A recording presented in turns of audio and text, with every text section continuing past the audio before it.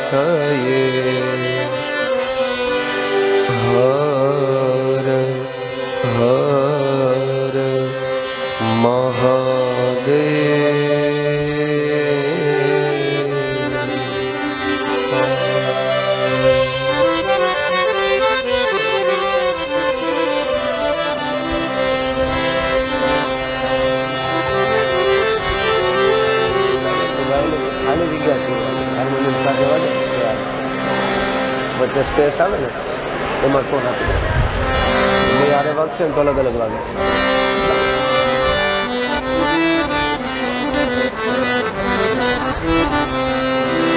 ભૂપાલ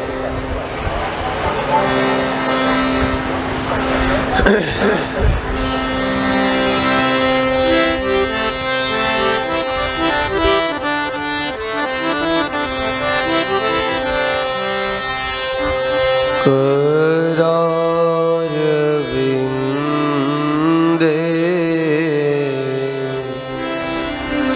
न पदारविन्दम्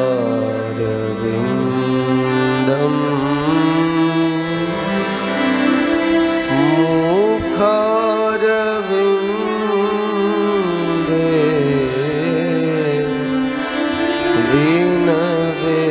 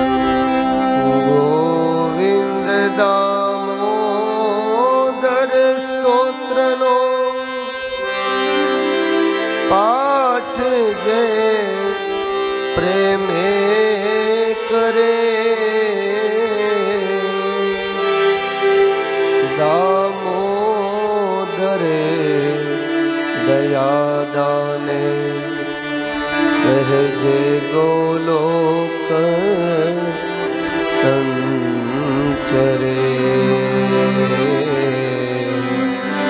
સહજ ગોલોક સંચરે શ્રી દ્વારિકાધીશ કી જય.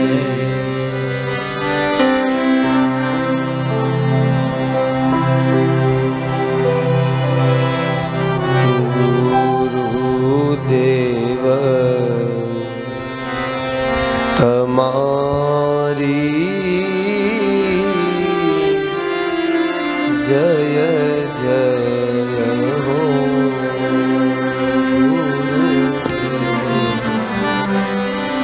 તમારી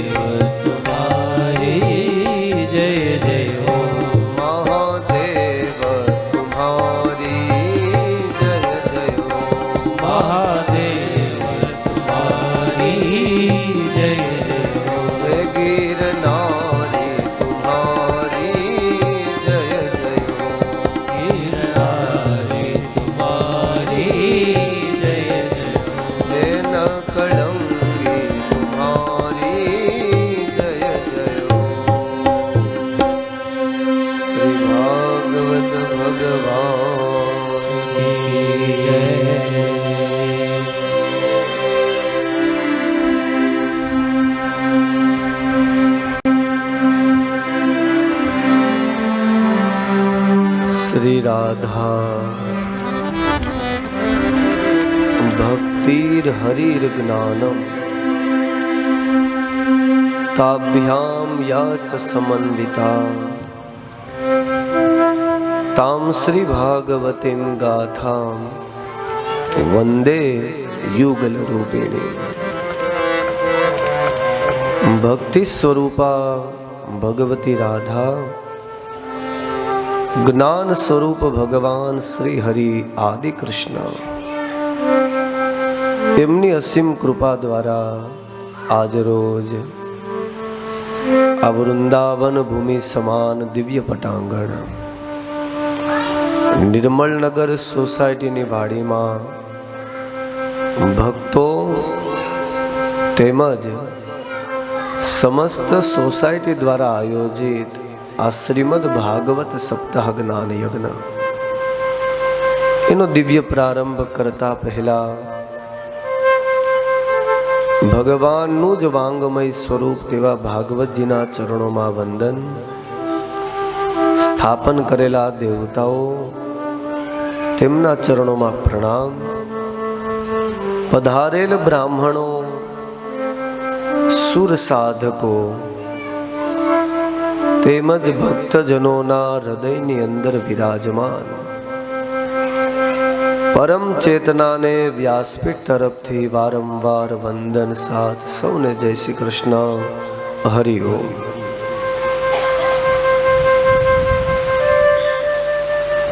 ईश्वरीय कृपाथी प्राप्त थतो ग्रंथ अने आ युगमां आ ग्रंथ प्राप्त थवो ते सौथी मोटी दुर्लभता छे।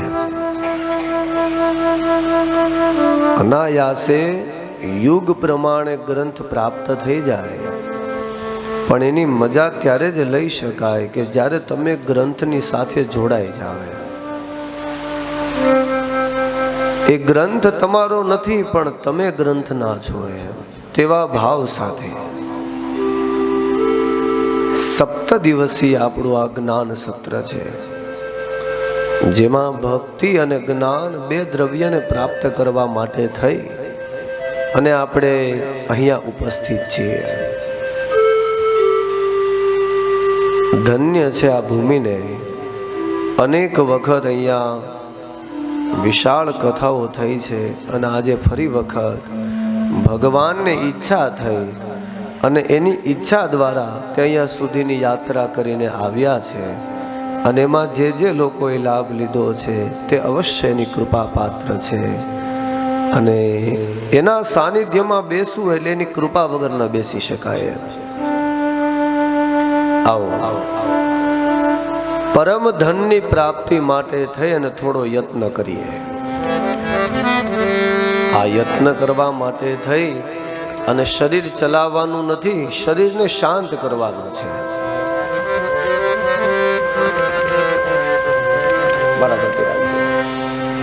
મારા પર ચાલો શરીરને બેસાડવાનું છે। શરીર ચાલ્યા કરે ને તો માત્ર શરીરનો યત્ન એટલે કે શરીર પ્રયત્નશીલ છે અને આ જે યાત્રા છે ને તે શરીર દ્વારા કરી શકાય તેવી નથી। શરીરની પ્રત્યેક ક્રિયાઓ શાંત થઈ જાય ત્યારે આ યાત્રાનો ખાલી પ્રારંભ થાય। મન બુદ્ધિ આ બંને તો સાવ નહિવત પ્રમાણમાં તમારી પાસે રહે ત્યારે ખાલી પરાકાષ્ઠાની શરૂઆત થાય। બુદ્ધિ જ્યાં સુધી ચાલ્યા કરે ને ત્યાં સુધી ઈશ્વર યાત્રા પ્રારંભ ન થઈ શકે। એટલે અહીંયા વખાણ શરીરના કે બુદ્ધિના નથી, વખાણ એ છે કે તમે જે લઈને બેઠા છો તે એ માનુષ્ય દેહ તમારા માટે થઈ અને દુર્લભ એવું તત્વ છે અને આ દેહથી જ આવા કાર્ય થઈ શકે। તમે અન્ય કોઈ પણ દેહ પાસેથી એવી આશા ન રાખી શકો કે લાવ ને ધર્મનું કાર્ય કરે એના માટે કોઈ પ્રયત્ન કરીએ। એવો એક જ દેહ કે તમને મજા આવે ને ત્યારે ધર્મના માર્ગ ઉપર લઈ જાય, બસ એની ઉપર લગામ કોઈ યોગ્ય હોવી જોઈએ। લગામ જો અયોગ હોય તો દેહ યોગ્ય હોવા છતાં પણ ધારે ત્યાં જઈ ન શકે, અથવા તો જેના માટે થઈ અને આ દેહ મળ્યો છે ત્યાં ન જઈ શકાય. આ દેહનો અર્થ છે કે મુક્તિ મેળવવા માટેનું યોગ્ય સાધન તે માનવ દેહ છે. હવે તમે વિચાર કરો, આ દેહ તો અનાયાસે મળી ગયો છે. દેહ મળવો ને તે કોઈ મોટી વાત નથી, પણ માનવ દેહ મળવો તે મોટી વાત છે. તમને જે મળ્યું છે તેને તમે કઈ રીતે ભોગવી શકો છો એના ઉપર આધાર રાખે કે મરેલી વસ્તુ એ યોગ્ય છે કે અયોગ્ય છે. એક શસ્ત્ર હોય તમારી પાસે અને શસ્ત્ર નક્કી કરે કે આનું શું કરવું. આ શસ્ત્ર મળી ગયું પછી શસ્ત્ર કોના હાથમાં છે તે બીજું આમ બીજી નક્કી ચાવી થાય. તમારી પાસે એક ચાકુ હોય તો એના દ્વારા જો ડોક્ટરના હાથમાં તે ચાકુ આવે તો એનાથી ઓપરેશન થાય અને એ ધારે તો કોઈકનો જીવ બચાવી શકે. એનું એ જ ચાકુ કોઈ હથિયારાના હાથમાં આવી જાય તો ધારે ત્યારે કોઈનો જીવ લઈ શકે. શસ્ત્ર એક જ છે, ઉપાયો તેના અનેક અનેક છે. અને જોઈએ છીએ આપણે કે દેહ બધા પાસે સરખો છે, છતાં ઉપાયો બધા પાસે અલગ અલગ છે. કોઈને તરવાની ઈચ્છા, કોઈને માત્ર દેહને ભોગમાં લગાડવાની ઈચ્છા, કોઈને માત્ર સંગ્રહની ઈચ્છા અને કોઈને માત્ર ત્યાગની ઈચ્છા. આ ઈચ્છાઓ તે દેહ એક સરખો હોવા છતાં બધા જ શરીરમાં અલગ અલગ રૂપે પ્રસ્થાપિત હોય છે. બસ એ ઈચ્છાને વાળવા માટે થઈ અને આ સાધન છે. શરીર તો સુયોગ જ છે, મળ્યું છે એ ઓછું નથી. ભૂલા પડી ગયા હોય એ વાત અલગ છે.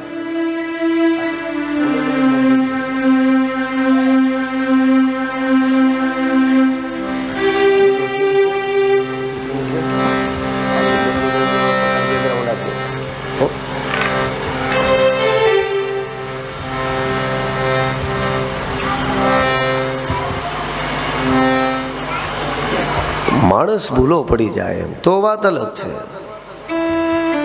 નકર તમને જે દેહ મળ્યો છે તે સર્વસમર્થ છે.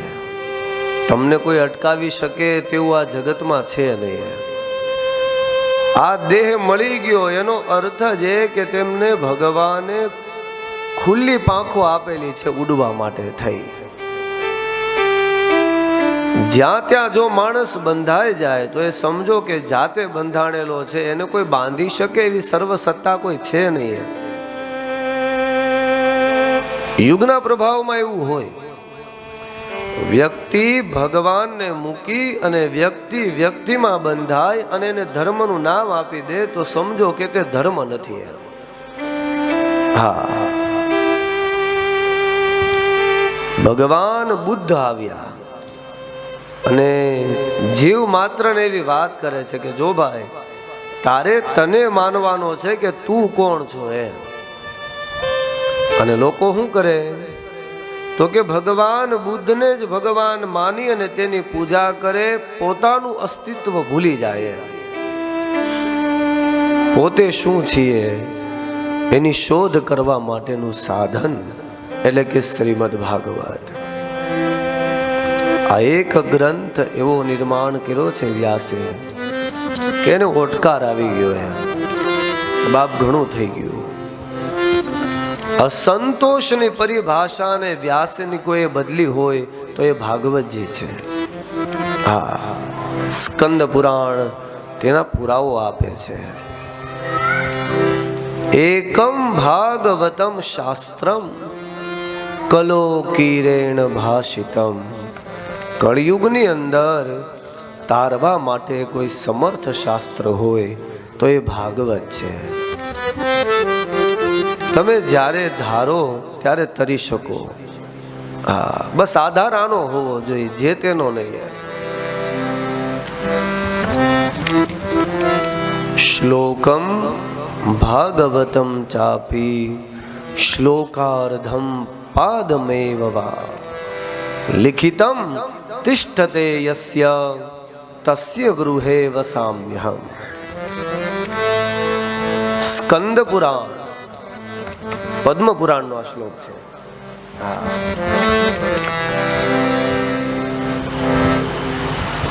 જે ઘરની અંદર ભાગવત લખવામાં આવે, એક શ્લોક લખવાનો. કેટલા શ્લોક લખવાના? આયા છો ને બધાય?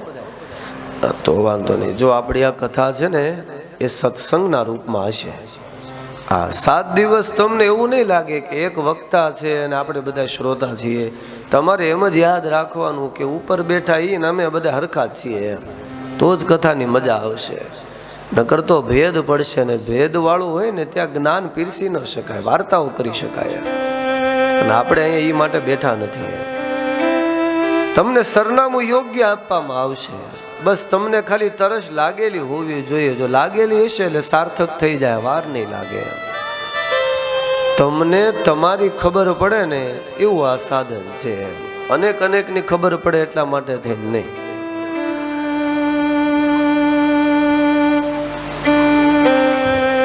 જુઓ, ભાગવતના 18,000 શ્લોક છે. કેટલા છે આ યાદ રાખજો. આજે નહીં પૂછું, કાલે પાછો પૂછીશ, કારણ કે આ તમારા શ્લોકો છે, ભાગવતના નથી. ભાગવતના હોય તો ત્યાં સુધી સીમિત રહેવા જોઈએ. ઘરે ઘરે અને જન જન એટલે કે વ્યક્તિ વ્યક્તિ સુધી પહોંચે છે. એનો અર્થ એ થાય કે આ ધન તમારું પોતાનું છે. અને ધન કેટલું છે? તો કે 18,000 શ્લોકનું આ સાનિધ્ય છે. એમાંથી સ્કંદ પુરાણ તેઓ પુરાવો આપે છે કે જુઓ, ભાગવતજીનો એક શ્લોક નિત્ય તમે ઘરમાં વાંચો, કાં તો લખો અને કાં તો વાંચો. બેમાંથી કોઈ પણ ક્રિયા એક સરખું જ ફળ આપશે.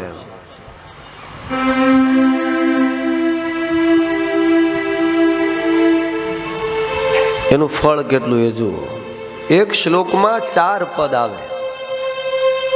આખો શ્લોક, પછી અડધો શ્લોક અને એની કરતા પણ અડધો શ્લોક, એવા 4 ભાગ પાડવામાં આવે. એવા 4 પદ ભેગા થાય ને ત્યારે એક આખો અનુષ્ટુપ શ્લોક બનાવવામાં આવે. અને એવા ભાગવતજી પાસે 18,000 શ્લોકો છે. એમાંથી એક શ્લોક તમે નિત્ય ખાલી લખો. ન લખી શકાય તો કોઈ વાંધો નહીં, વાંચો. ન વાંચી શકાય તો અડધો શ્લોક માત્ર લખો.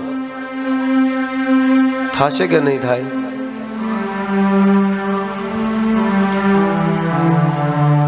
ટોન ટાંકવાનું કામ કરીએ છીએ કે નથી કરતા?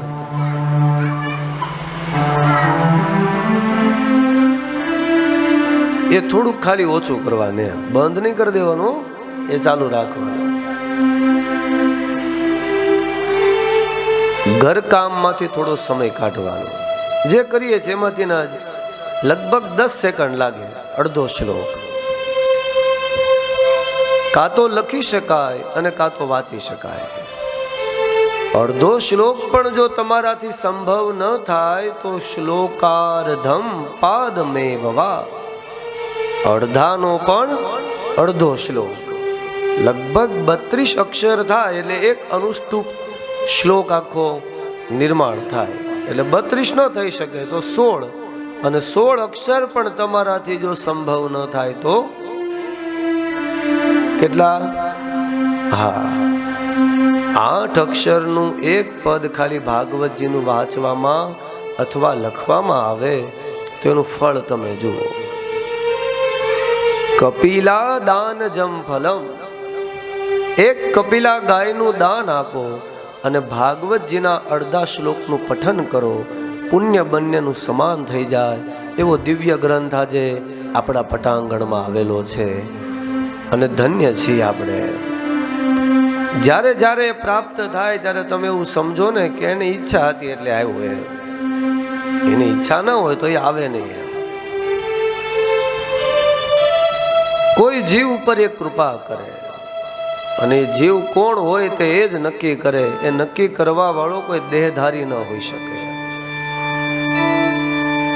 આજે અનેક જીવો ઉપર કૃપા કરવા માટે થઈ અને આપણા ઘર આંગણાની અંદર ભગવાન ભાગવતજીનું આગમન થયું. સુંદર એવી આપણી પોથીયાત્રા. આપણે ઓલા ગેટે જવાનું બાકી રહી ગયું થયું ને? હા, કઈ વાંધો નહીં. આપણે એવો પ્રયત્ન કરીશું કે આ કથા સર્વજન હિતાય, વ્યક્તિ વ્યક્તિ સુધી આવી છે તો બધાના હિત માટે છે, કોઈ આપણા માટે નથી. અને એવા ભાવ સાથે જો આ કથા થશે તો આ કથાનો આનંદ તમને બહોળો પ્રાપ્ત થશે. કાંઈ લઈ લેવું છે એટલે કથા નથી કરવી, બસ જે મારું છે ને એને દઈ દેવું છે, એવા ભાવ સાથે કથા. અને દઈ દેવામાં ધન તો હાવ છેલ્લે આવે. હા, અહીંયા ક્યારેય પણ 7 દિવસમાં દેવાની વાત આવે ને એટલે મનમાં ધનનું દ્રશ્ય ઊભું નહીં કરવાનું. હું કામ તો કે 7 દિવસમાં અહીંયા કોઈ પણ પ્રકારનું ધન ફરજિયાત નથી. એમ આ કથા થશે સત્સંગના રૂપમાં અને એ જ રૂપમાં આપણી કથા પૂર્ણ થશે. એણે જે નક્કી કર્યું હશે એ બધું અહીંયા થશે. એમાં નક્કી કરવા વાળા અમે કે તમે કોઈ નથી. હા, બ્રાહ્મણો ઘણી વાર એવું પૂછે અમને કે ભાઈ શું આયોજન છે, એટલે હું એવું કહું કે મારું કોઈ દી કાંઈ આયોજન ન હોય. બેસી ગયા પછી જેને નક્કી કરવું હોય તે થાય અને એવા ભાવ સાથે જ બધું ચાલે છે અને એવા ભાવ સાથે જ આ કથા થશે. ભાગવત એવું પરમ પ્રમાણ છે કે તમને જીવવા માટે થઈને હળવા કરી દે. વજન તો તમને ઠેર ઠેર જગ્યાએ મળશે. હળવા થઈને એવા સાધનો આ યુગમાં બહુ ઓછા છે. આ યુગના પ્રમાણમાં માણસ મન ફાવે તેમ જીવ્યા કરે, પણ જીવન દિવસે દિવસે વજન વાળું થાય. વજન ત્યાં સુધી જ લાગે જ્યાં સુધી તમે દેહના ભાવમાં હોય ત્યાં સુધી. કારણ કે વજન શરીરનો હોય. કોનો હોય, કેટલો હોય એ નક્કી નહીં. આ પણ વજન શરીરનો હોય. અને એક એવી વસ્તુ કે જે શરીર ચલાવે છે એનો કોઈ વજન ના હોય. ગમે એવડું શરીર હોય, કેડીથી લઈ અને હાથી સુધી એ અંદર એક સરખો જ હોય, ન ઓછો હોય કે ન વધારે હોય. હા, પણ આ દેહમાં આવ્યા પછી એની મજા કઈક ઓર જ હોય. એ જીવ પોતાને ઓળખી શકે કો હમ, બસ એની શરૂઆત માટે થઈ અને આ ગ્રંથ બનાવેલો છે. વ્યાખ્યાનકારો આ ગ્રંથને ભવરોગ મટાડવાની ઔષધિ તરીકે ઓળખે છે કે જુઓ, તમારા જીવનમાં કોઈ પણ જાતની બીમારી તમને લાગુ પડી હોય અને એને દૂર કરવા માટે થઈ અને તમે નિત્ય ઔષધનું એટલે કે દવાનું સેવન કરો તો એક સમય આવે ને ત્યારે એ ઔષધ તમારા દેહમાં રહેલી બીમારીને શાંત કરી દે. મટાડી શકે એવું ફરજિયાત નહીં, શાંત કરી દે ખરી. અને આ કથા તે ભવરોગ મટાડવા માટે થઈને સમર્થ છે. જે આપણે લૌકિક રોગો હોય ને તે મટાડવા માટે નહીં, અલૌકિક રોગ એ લાગુ પડી ગયેલો છે આ દેહમાં આવ્યા પછી. માણસને એવું થઈ ગયું છે શું કે બસ અહીંયા આવી ગયા છે ને એટલે જગત આખું જીતાઈ ગયું છે. નગર ખરેખર એવું છે નહીં. અરે તમે જે કાંઈ કરી રહ્યા છો એ માત્ર ત્યાં સુધી જ સમજો કે જ્યાં સુધી શ્વાસ ચાલુ છે, અને શ્વાસ ક્યારે બંધ થઈ જાય એનું કઈ નક્કી હોય ખરું? હે, કોને કોને નક્કી છે આમાંથી શ્વાસનું?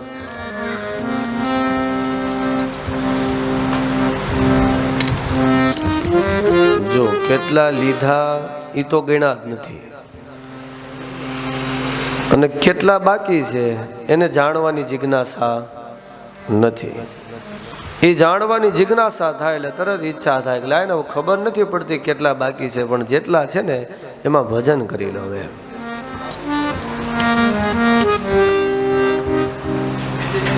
આવી ઈચ્છા આ યુગમાં થવી એ લાખોમાં એક જીવ એવો હોય. હા, બાકી તો એકની પાછળ બીજા અને બીજાની પાછળ ત્રીજા, આ પદ્ધતિમાં આખો યુગ હાલ્યો જાય છે. અને એવામાં તમને ઠેકાણું મળે, છત્ર છાયા મળે, એવો કોઈ નિજાશ્રય હોય તો એ આપણો આ ભાગવત ગ્રંથ છે. ભવરોગ મટાડવા માટે થઈ અને સમર્થ ઔષધિ છે. તમે યાદ રાખો, તમારો કોઈ પણ ભવરોગ એટલે કે જન્મો જન્મથી જન્મવું અને મરવું આ બંને ક્રિયા સતત ચાલી રહેલી છે. અને એને મટાડવા માટે થઈ અને આપણી પાસે આ ઔષધ છે. ઔષધ આપે ને તો રોગ અવશ્ય મટી જાય. એના માટે શરત હોય અમુક. ડોક્ટર તમને દવા આપે એની પાછળ એક શરત મૂકેલી હોય કે જો ભાઈ અવાજ આવે છે ઉપરનું છે ને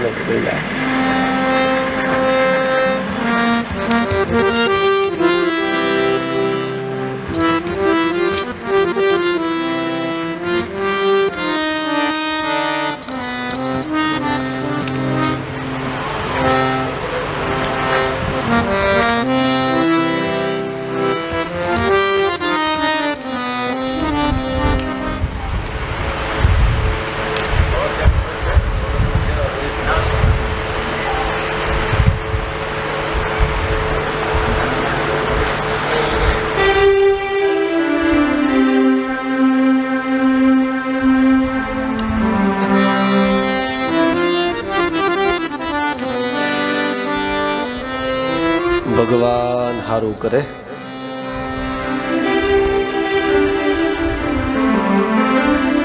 તમને બધાને પંખા ને પવન આવે છે ને બાપા, તો હારું.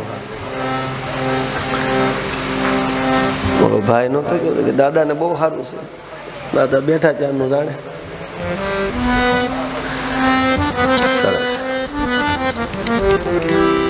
ઔષધિ એની પાછળ આમે કેવો નિયમ હોય કે ઔષધ કઈ રીતે લેવું. એ તમને ડોક્ટર 10 ટેબ્લેટ આપે તો એક સાથે પી જાવ એટલે એક સાથે બીમારી મટી જાય ને આડઅસર આવે. કરવાનું શું છે? ઔષધના પ્રમાણમાં ઔષધ લેવાનું. આ પ્યાલો ધીરે ધીરે પીવા જેવો છે, એક સાથે પીવા જેવો નહીં. ગુરુ શિષ્યને યોગ્ય જાણી અને શિષ્યના પ્રતાપ, એના ગુણ અને એનું જીવન ચરિત્ર જોઈ અને એને પાણી ધીરે ધીરે કરી અને પાય. હા, એમાં રંગ આવે, આવતા વાર લાગે. અને ગુરુ કૃપા વગર એ સંભવ ન બને. ઔષધના પણ એવા અમુક નિયમો છે કે જો ઔષધ મળી જાય ને પછી તે ઔષધ પીવા માટે થઈને અમુક નિયમો લેવા પડે. સવાર, બપોર, સાંજ આ ઔષધ લેવાનું. અડધા શ્લોકનો નિત્ય નિયમ હોય સવારે, તો સવારે ગમે એટલા કામ હોય શતમ વિહાય ભુક્તવ્યમ. હા, અમુક કામો છે ને એ નિયમ અનુસાર કરવાના. અને નિયમ તમારો બંધાઈ જાય પછી કદાચ બીજા અનેક કામ આવે તો નિયમને નહીં તોડવાનો.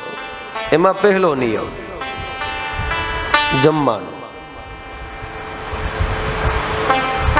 સવારે સમયસર જમી લેવાનું. નિયમો એવું નહીં કે જે મળે એ અને જ્યારે મળે એ, એમ નહીં. નિયમ અનુસાર જમવાનું. દરરોજ એક પણ દિવસ ભૂખ્યું નહીં રહેવાનું બાપુ. ખાઈ લેવાનું ટાઈમે. શતમ વિહાય ભુક્તવ્યમ. હો કામ પડતા મૂકી અને જમી લેવાનું. આ હું નથી કહેતો, આ શ્લોકનું પ્રમાણ સાથે સાથે ચાલુ છે. સહસ્ત્રમ સ્નાન સમાચરે. હો કામ પડતા મૂકીને જમી લેવાનું ને 1000 કામ પડતા મૂકી અને નાઈ લેવાનું. સિટીમાં આ વસ્તુ વારંવાર કહેવી પડે, ગામડે બહુ ઓછો વાંધો આવે. 8 વાગે, 9 વાગે, 10 વાગે, નક્કી નહીં. એમ ભરોસો રાખવાનો કે આખા દિવસમાં ગમે તે. પણ સ્નાન 100 કામ પડતા મૂકીને નિયમ હોય ને એ સમય સ્નાન કરી લેવાનું. આ ભગવાનની પૂજા છે. દેહ તે વિરાટ પુરુષ છે અને વિરાટ પુરુષની ઉપર ઉગેલું આ પ્રત્યેક રૂવાડું તે આ પૃથ્વી ઉપરનું વૃક્ષ છે. તમે એવું માનો કે પહેલું જ આમ ફુવારો હોય તો થોડોક વાંધો આવે, પણ જે આપણે શાસ્ત્ર પ્રમાણે નાહીએ, પહેલું જળ તે પગ ઉપર પડે તો તમે એવું સમજો કે તમે ભગવાનના પગ પખાળી રહ્યા છો. આ દેહ તે પરમાત્માનો આપેલો છે, તમારો નથી. અને તમે સ્વયં પરમાત્મા છો, તમે દેહ નથી.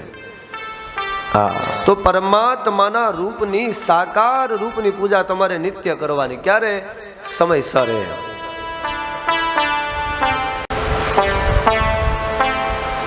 સમયસર પૂજા, એક પણ સમય ચૂકાવવો ન જોઈએ.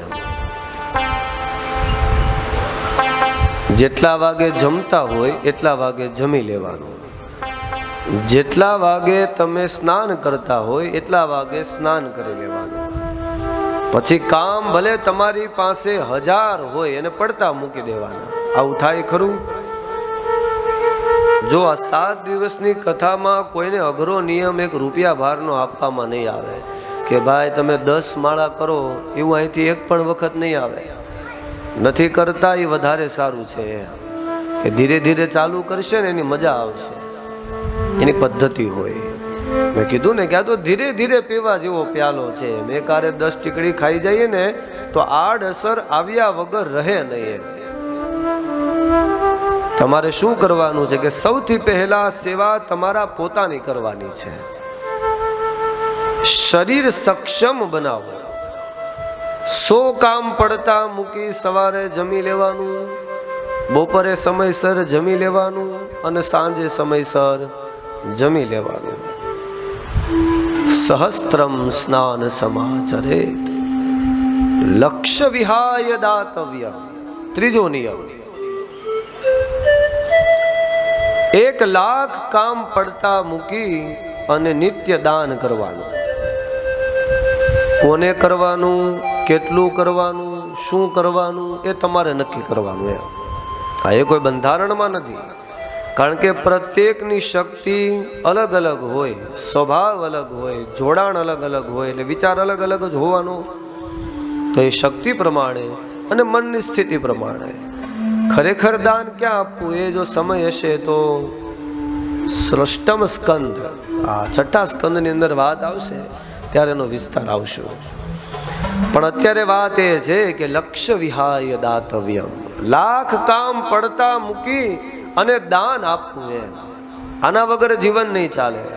ગીતાજીમાં ભગવાન સ્વયં એવું કહે છે કે જો અર્જુન યજ્ઞ, દાન અને સત્સંગ આ 3 વસ્તુ નિત્ય હોય, અનિત્ય ન ચાલે.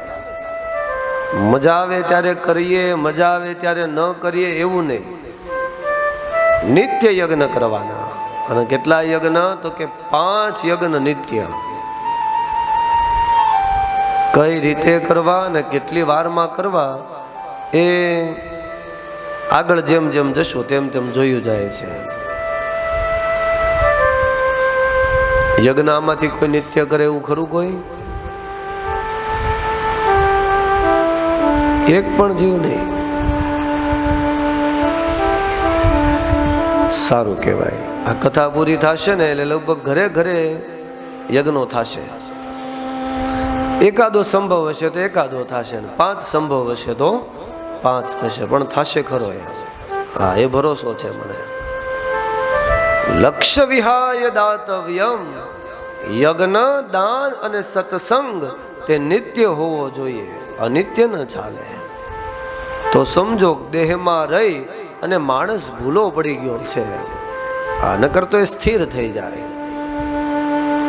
મન સંચળ રહેતું હોય, એક જગ્યાએ ટકતું ન હોય.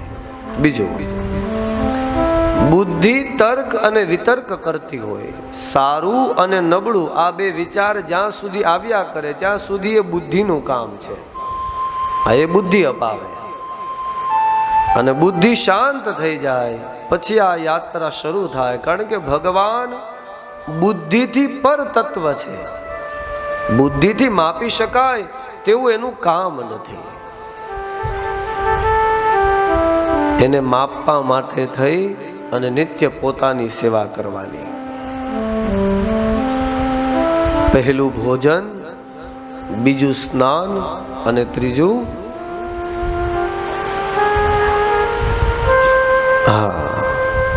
હાજર છો ને બધા?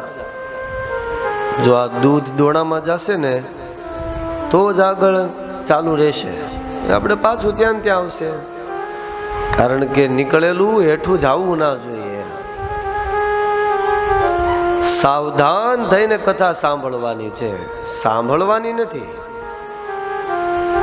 સાવધાન થઈને સાંભળવાની છે. સાંભળતા સાથે સાથે એનું મનન કરવાનું કે આ દાદા કહે છે તો નકરો ભરોસો નહીં રાખવાનો. વિચારવાનું કે કહે છે એમાં સાચું કેટલું હશે.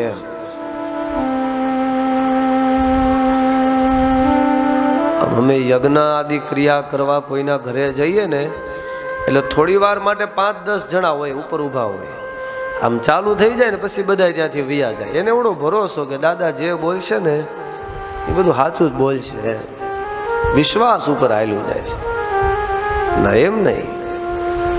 અહીંયા આપણે એટલા માટે બેઠા છીએ કે સાધન તમારું પોતાનું છે અને તમારું છે તો તમારે જ તેનું મનન કરવું પડશે. મનન વગર આ સાધન સાંભળી શકાશે, યાદ નહીં રહે, અનુકરણ નહીં કરી શકાય. હા, અનુકરણ કરવા માટે થઈને ભવ ઔષધ છે, જેમાં ભોજન, સ્નાન અને દાન આ 3 વસ્તુઓ નિત્ય કરવાની અને સમયસર કરવાની. ચોથો નિયમ, કોટિમ ત્યક્ત્વામ હરિમ ભજે. 1 કરોડ કામ પડતા મૂકી અને ભગવાનનું ભજન કરવાનું. કયા ભગવાનનું? એવું કોઈ નામ નથી, એટલે હરિ તેવું નામ ભગવાનનું રાખ્યું છે. હા, કારણ કે આમાં કૃષ્ણ, રામ, રામદેવ, શિવ, માતાજી કે બીજા જેટલા ભગવાન આવતા હોય, નામવાળી કથા છે ને એ માણસને બાંધવાનું કામ કરશે. અને આ ગ્રંથ તે મુક્ત કરવા માટે છે. કોઈ દેવનું નામ નથી, કોઈ પણ દેવનું નહીં. તમે સાંભળજો જ્યારે જ્યારે શ્લોકો આવે ને ત્યારે. એક આપણી પાસે ભગવદ્ ગીતા એવો ગ્રંથ છે જેમાં 700 શ્લોક, પણ એક પણ વખત જે બોલે છે તેનું નામ નથી એમ કે આ કૃષ્ણ બોલે છે, નહીં. આવા ગ્રંથોનો આશ્રય લો, તમને ખ્યાલ આવશે તમે કોણ છો અને તમને ખબર પડી જાય કે ના, એ બોલવા વાળો કૃષ્ણ કે હું બંને અલગ અલગ છીએ નહીં. અહમ બ્રહ્માસ્મિ, વ્યાપક ભાવ. હરિ એટલે વ્યાપક છે. કોટિમ ત્યક્ત્વામ હરિમ ભજે. કરોડ કામ પડતા મૂકી અને ભગવાનનું ભજન કરી લેવાનું. હાથથી કરીએ ઘરના કામ અને મુખથી લઈએ હરિના નામ. એનું ભજન પ્રત્યેકપણે થવું જોઈએ. એવું નહીં કે અમુક સમયે થાય અમુક સમયે ન થાય તો ચાલે. 24 કલાક ભજન. અને ભજન કઈ રીતે થાય? તો કે કોઈ એવો સમર્થ ગુરુ મળી જાય તમને તો થાય. કોઈ મહાપુરુષના આશ્રયમાં તમે જીવવા માંડો તો તમને અનાયાસે ભજન કરવાની ઈચ્છા થાય. રસ્તો યોગ્ય મળે તો. નકર ભોજનની ઈચ્છા થાય, ભજનની ઈચ્છા ન થાય. ભોગવાદી જીવન બને, યોગવાદી જીવન ન બની શકે. એના માટે થઈ અને નિત્ય કોઈનું સ્મરણ જોઈએ. તમે જેનું સ્મરણ કરો ને એના જેવા તમે આપોઆપ થઈ જાઓ. તમને કોઈએ બનાવવો ન પડે કે તું આ થા એ. હા, નિત્ય માણસની હારે રહ્યો તો તમે માણસ થાવે. માણસ આ યુગમાં ગોતવો એટલે સૌથી અઘરું કામ. હા, આમ અત્યારે તો એવું જમાનો જેવો છે, તમે જુઓ ભજીયા બનાવે ને માણસ તો મોળા મરચા ગોતે બાબુ, નકર મોળું હોય ને મરચું કહેવાય નહીં. તીખાશ ઉપરથી બંધ આંખે તમે ખાઓ અને લીંબુ તમારા મોઢામાં જાય એટલે તમને ખબર પડી જાય કે ના લીંબુ છે. બંધ આંખે તમે ગોળ તમારે આમ મોઢામાં અડધી રાતે કોઈ મૂકે એટલે તમને ખબર તો પડી જાય ને કે આ ગોળ છે. પણ હવે યુગ કેવો આવ્યો તમે જો, માણસે ખાવું છે મરચું પણ તીખાશ નહીં, તો ખબર કઈ રીતે પડે કે આ મરચું હે? દેહ માણાનો પણ માણસાઈ નહીં, ખબર કઈ રીતે પડે કે આ માણસ છે? માણસના સંગથી માણસ થવાય, બ્રહ્મના સંગથી બ્રહ્મ થવાય, ગુરુના સંગથી ગુરુ થવાય, શિષ્યના સંગથી શિષ્ય થવાય. અને આ એક પછી એકની યાત્રા છે. શિષ્ય થયા વગર ગુરુ નહીં એમ, પણ શિષ્ય થઈ ગયા પછી શું કરવાનું? પછી શિષ્યએ કાંઈ નહીં કરવાનું, પછી ગુરુએ કૃપા કરવાની કે લાવો ને આજે શિષ્ય મારા સેવામાં વર્ષોથી લાગેલો છે, તો હું કંઈક એવું કરું કે પોતે જ ગુરુ બની જાય. અત્યારે તો સંકુચિત ગુરુઓની પરંપરા ચાલી છે. ગુરુ ક્યારેય એવું ઈચ્છે નહીં કે મારો શિષ્ય ગુરુ થઈ જાય. એને બંધારણમાં બાંધીને રાખે, મર્યાદામાં, કે જો તારે ચરણની જ સેવા કરવાની. જ્ઞાન આપે જ નહીં, જ્ઞાન આપે તો એ ક્યારનો શિષ્ય છૂટી જાય ના, પણ તો પછી બંધાણેલો કોણ રહે? ઉડે એવા શિષ્ય કોઈ ગુરુને જરૂર નથી, બસ તમે ના બંધારણમાં રહ્યો. અને એવી ગુરુ પરંપરાને આ ભાગવત જેવા ગ્રંથો છે ને તે અડધી રાતે ધિક્કારે કે ના ના, ખોટું એ તો ખોટું જ હોય ને. નકર આ દેહ તમને મળ્યો છે તે મેં શરૂઆતમાં જ એવી વાત કરી, ખુલ્લી પાંખોએ ઉડવા માટેનો દેહ છે. ઓશો રજનીશ એવી વાત કરે. હા, તમે ઉડી શકો ધારો ત્યારે, તમને કોઈ ના ન પાડી શકે, કારણ કે પાંખ તમારી પોતાની છે. પણ સ્મરણ કોનું છે ને એની ઉપરથી નક્કી થાય. એક ભમરી પોતાના ઉદરમાં જ્યાં રહે ત્યાં ઈયળને પકડી અને લઈ જાય. એને ડંખ મારે, ઈયળ ત્યાં ત્યાં પડી રહે અને ભમરી ઉડી અને તરત ત્યાંથી નીકળી જાય. હા, એ ભમરી જો ત્યાંથી નીકળી જાય ને પછી પાછું યાદ રાખવાનું કે ઓલી ઈયળ છે ને સતત એના ડરમાં હોય કે હવે ઓલી ભમરી ક્યારે આવશે ને ક્યારે મને ડંખ મારશે. આમ ભમરી ફરી વાર આવે, પાછી ઈયળને ડંખ મારે અને પાછી ત્યાંથી વહી જાય. આવી ક્રિયા સતત ચાલે અને ચાલતા ચાલતા અનેક ડંખ લાગે અને પછી એક સમય એવો ઉજાગર થાય કે ઈયળ હતી એને ધીરે ધીરે કરી અને પાંખો આવી જાય, કારણ કે સ્મરણ એનું ચાલુ છે ને. તમે નિત્ય બ્રહ્મનું સ્મરણ કરો, અહમ બ્રહ્માસ્મિ, અહમ બ્રહ્માસ્મિ, અહમ બ્રહ્માસ્મિ. એક સમય આવશે કે તમને તમારી અંદર બ્રહ્મના દર્શન થશે, એની વગર તમે રહી નહીં શકો. પાંખો આવી ઈયળ લાગી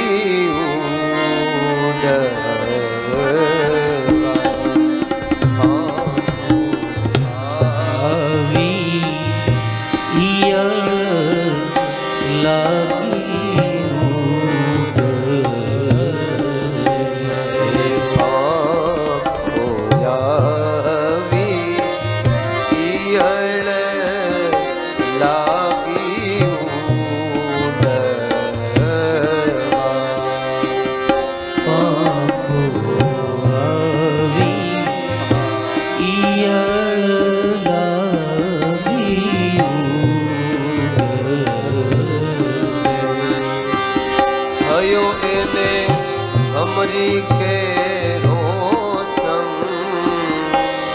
એ થયો છે એ જીભમરી કે રોસમ એ થયો એ ભમરી કે રોસમ એ ગુરુજી એવા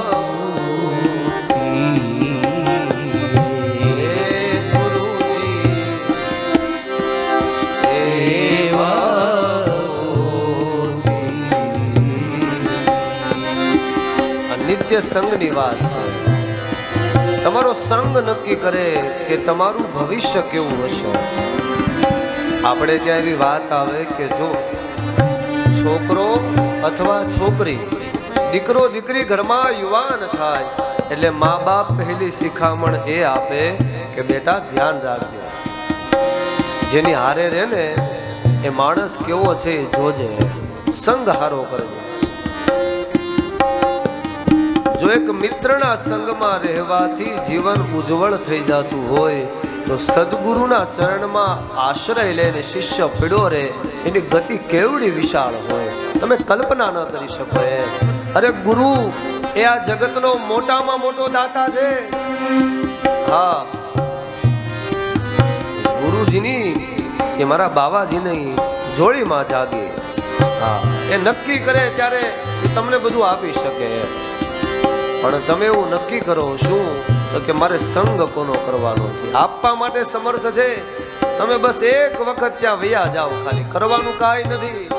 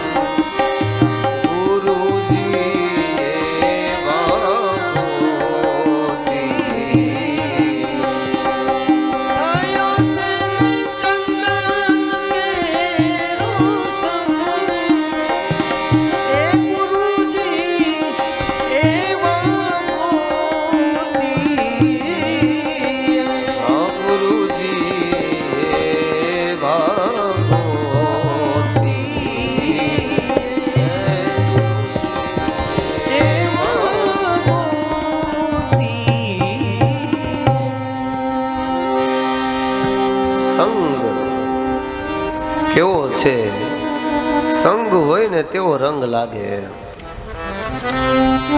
સંગ ઉપર આખી સત્તા ચાલી જાય છે. અને જો ભાગવત જેવા ગ્રંથનો સંગ એ તમને તારવા માટે સર્વ સમર્થ છે. અને તે ભાગવતજીનો પ્રથમ શ્લોક સ્કંદ પુરાણ અંતર્ગત લખવામાં આવ્યો છે. કારણ કે શરૂઆતમાં કોઈ પણ ગ્રંથ એનું મહાત્મ્ય જાણવાનું હોય. પરમાત્મા કયા રૂપમાં છે, કેવા છે, આ ગ્રંથનું ફળ શું છે, આ ખ્યાલ આવે. આ ગ્રંથનો ખાલી મહિમા તમે જાણી જાઓ તો પણ આ ગ્રંથ એ તમને પ્રેમ કરાવે તેવો છે. અને પ્રેમનો અર્થ જ તે થાય કે નિસ્વાર્થ પ્રભુની ભક્તિ, તેને તમે પ્રેમ જાણો. આ પ્રેમ બહુ જ ઓછા પ્રમાણમાં જોવા મળે.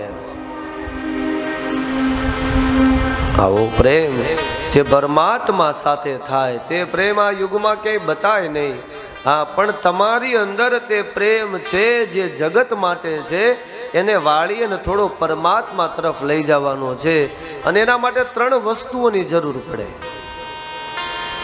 તમને કોઈ પણ વ્યક્તિ સાથે પ્રેમ થાય તે પહેલા તેનું સ્વરૂપ દેખાવમાં કેવો છે, બીજું તેનું સામર્થ્ય કે ભાઈ દેખાવમાં તો સારો છે પણ પછી એની પાસે કાંઈ રૂપ રંગ એને તો કાંઈ થતું નથી. રૂપના કાંઈ આંધણ થોડા મુકાય. બીજું કાંઈ છે તો કે શું, તો કે એની પાસે સામર્થ્ય કેવડું છે એ જાણવાનું, પછી એની ઉપર પ્રેમ થવો જોઈએ. રૂપમાં પ્રેમ થાય તેને મોહ સમજો. પ્રેમ ખાલી નામ છે. સત્તામાં પ્રેમ થાય એટલે કે સામર્થ્યમાં પ્રેમ થાય તો ખાલી લોભ સમજો, પ્રેમનું નામ છે. અને સ્વભાવમાં પ્રેમ થઈ જાય તો માણસ પોતાની ઈચ્છાઓનું પોષણ કરે છે, પ્રેમ નથી. આ 3 વસ્તુ જેમાં હોય તે એક જ છે, એક જ હતો અને એક જ રહેશે. એ કોણ? સાંભળો. સચ્ચિદાનંદ રૂપાય વિશ્વોદપત્યાદિ હેતવે તાપત્રય વિનાશાય શ્રી કૃષ્ણાય વયં નમઃ. શ્રી કૃષ્ણ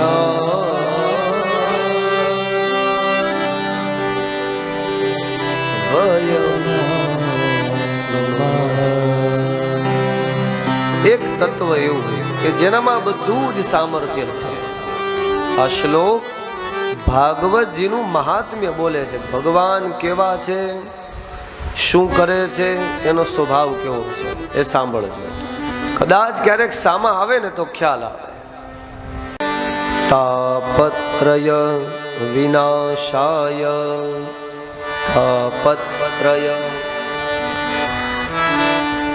શ્રી કૃષ્ણાય વયં નુમઃ. શ્રી કૃષ્ણાય વયં. પહેલું ભગવાનનું સતચિત આનંદ સ્વરૂપ. હા, બીજું ભગવાનનું સામર્થ્ય કેવું છે? વિશ્વોદપત્યાદિ હેતવે, એટલે કે આખા વિશ્વને તે ઉત્પન્ન કરે, સ્થિતિ પમાડે અને લય કરી દે. આ 3 કારણ પણ ભગવાન જ છે. અને ત્રીજું કારણ કે કેવા છે તો કે એનો સ્વભાવ કેવો હે? તાપત્રય વિનાશાય. પેલા આ તો બધું અનાયાસ ચાલે, ખૂબ મજામાં રહેવાનું. ચાલુ કરો તમારે. 3 પ્રકારના તાપને તારે, જેમાં દૈહિક, ભૌતિક અને આધ્યાત્મિક, જેને આપણે સરળ ભાષામાં આધિ, વ્યાધિ અને ઉપાધિ કહીએ.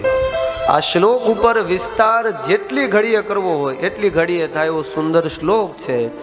હજારો વ્યાખ્યાનકાર આની ઉપર લાખો ટીકા કરે છે. આ એક શ્લોક ઉપર ટીકા એટલે કે તેની બદનામી નહીં, ટીકાનો અર્થ કે એકના અનેક અર્થ કરવા તેવો આ શ્લોક.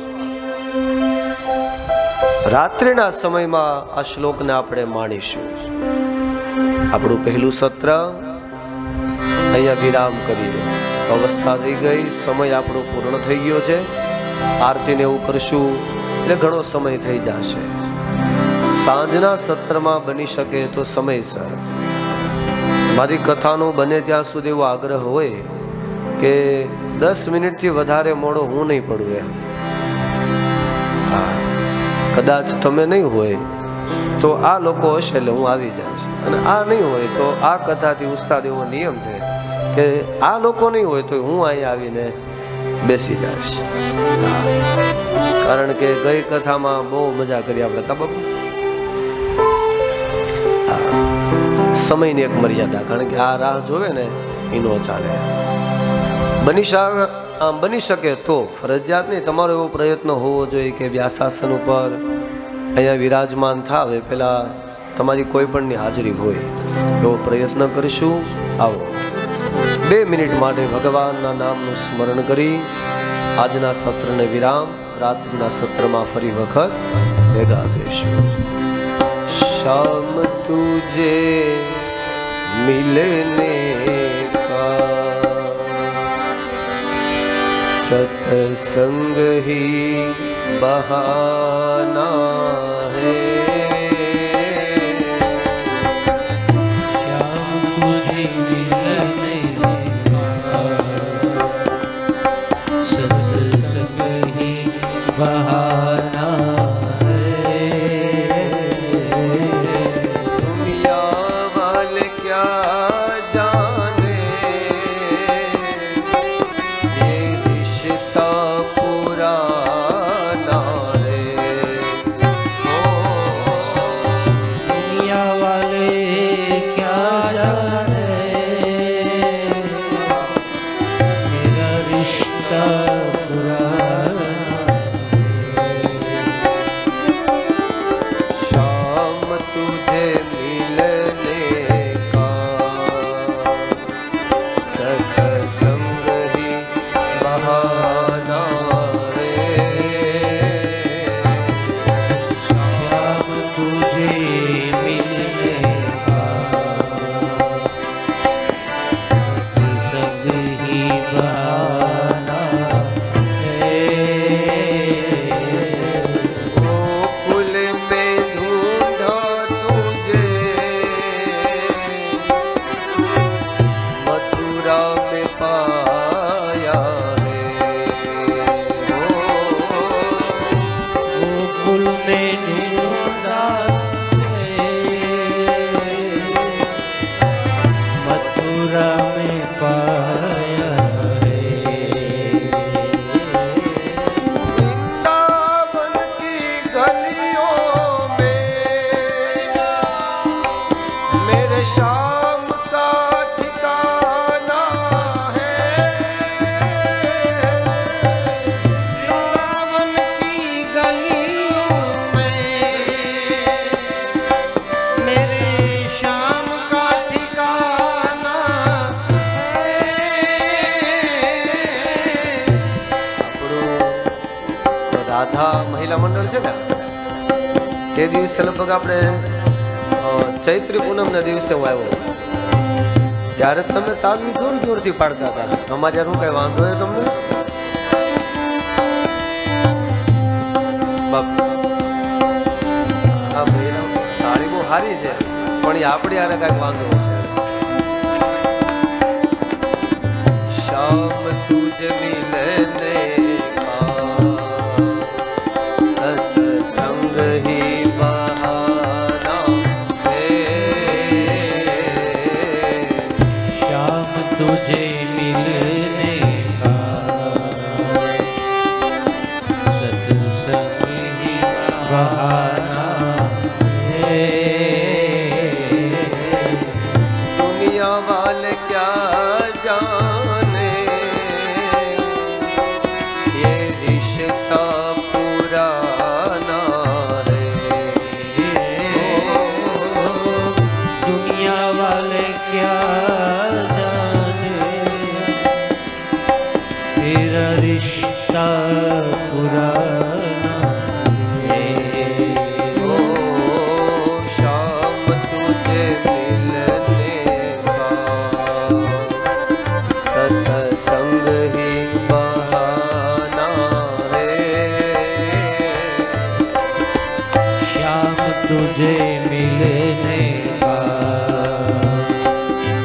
सत्संग ही बहाना है. सूरज में ढूंढा तुझे और चंदा में पाया रे। ओ सूरज में ढूंढा तुझे चंदा में पाया रे। तारों की टीम टीम में मेरे शाम का ठिकाना है।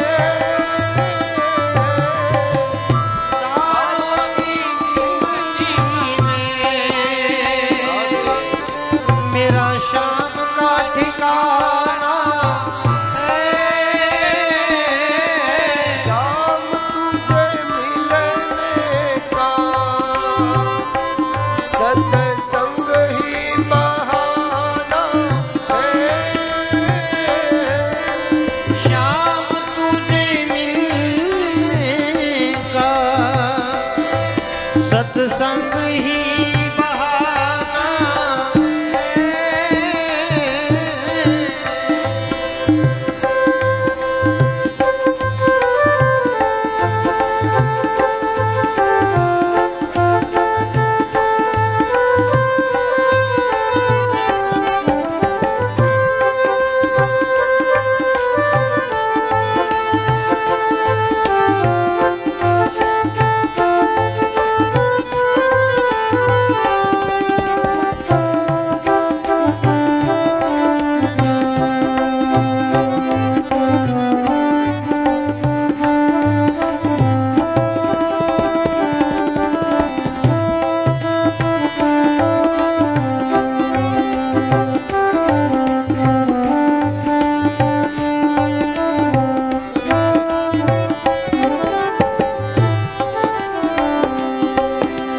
द्वारिका में ढूंढा तुझे डाकोर में पाया है। ओ द्वारिका में ढूंढा तुझे डाकोर में पाया है। भक्तों के हृदयों में मेरे शाम का ठिकाना है। भक्तों के हृदय में मेरे शाम का ठिकाना है। शाम तुझे मिलने का सत्संग ही बहाना है। शाम तुझे मिलने का सत्संग ही बहाना है। शाम तुझे मिलने का सत्संग ही बहाना है। शाम तुझे मिलने का सत्संग ही बहाना है। शाम तुझे मिलने का सत्संग ही बहाना है। शाम तुझे मिलने का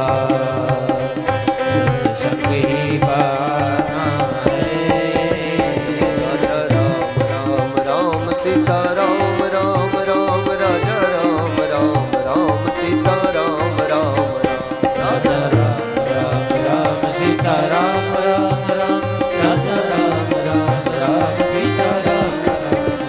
राजा राम राम राम सीता राम राम राम राजा राम राम राम सीता राम राम राम। राजा राम राम राम सीता राम राम राम राजा राम राम राम सीता राम राम राम। हे राजा राम राम राम सीता राम राम राम राजा राम राम राम सीता राम राम। हे राजा राम राम राम सीता राम राम राम राजा राम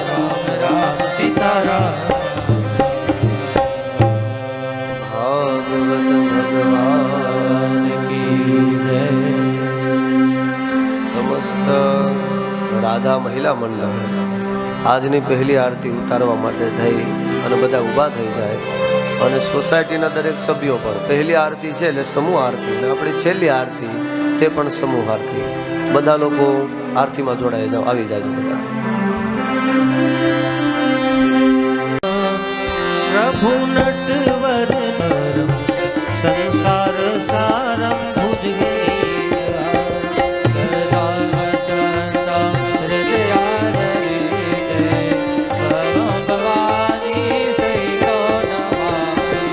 મંગલમ ભગવાન વિષ્ણુ મંગલમ ગરુડધ્વજ મંગલમ મંગલાય નમો હરે સર્વમંગલ માંગલ્યે શિવે સર્વાર્થ સાધિકે શરણે ત્રંબકે ગૌરી નારાયણી નમોસ્તુતે નારાયણી નમોસ્તુતે નારાયણી નમો. બોલે કૃષ્ણ કનૈયા